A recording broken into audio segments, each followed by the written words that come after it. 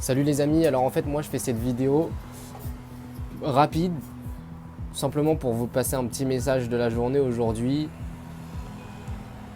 qui vous dirait, comme je le dis souvent en fait sur mon mur Facebook, de vivre en fait votre vie pleinement et que si vous avez des rêves ou même des passions, juste des choses que vous aimez, qui vous font vibrer, et ben faites-les et repoussez pas à plus tard ou vous dites pas que c'est pas possible ou que vous avez pas le temps parce que pour l'instant vous l'avez le temps, vous êtes en vie, vous avez 24 nouvelles heures chaque jour, soit pour avancer vers des objectifs de vie, soit pour faire des choses justement qui vous font vibrer et qui vous donnent le sourire. C'est plus tard que vous n'aurez pas le temps. Justement parce qu'on ne peut pas savoir de quoi la vie est faite et le temps il passe et on ne le rattrape jamais et ça va défiler et peut-être que dans 10 ans, on va vous apprendre que vous êtes malade et là c'est vrai et c'est sûr que vous aurez ni le temps, ni la santé et l'énergie en fait pour faire ce que vous aurez envie de faire et là ça sera déjà trop tard.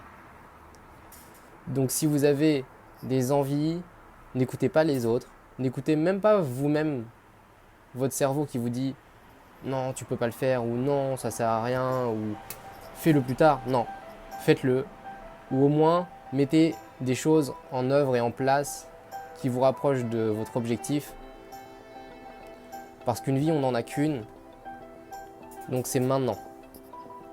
Moi je vais vous raconter brièvement mon histoire en fait.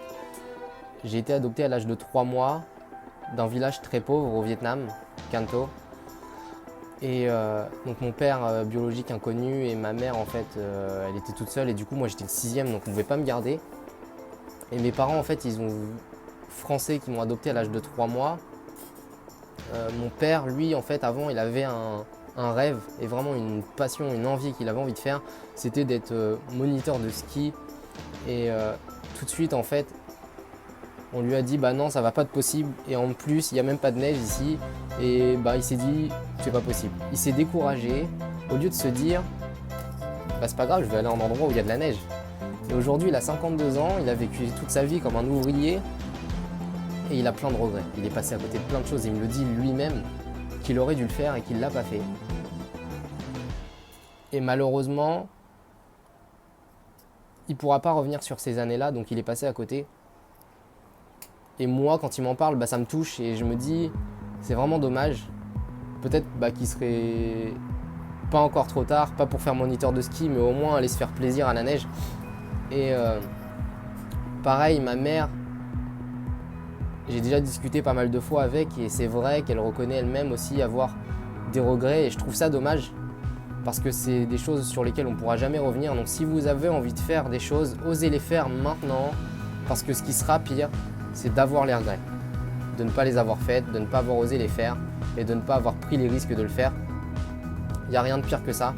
Donc aujourd'hui, foncez et soyez libres.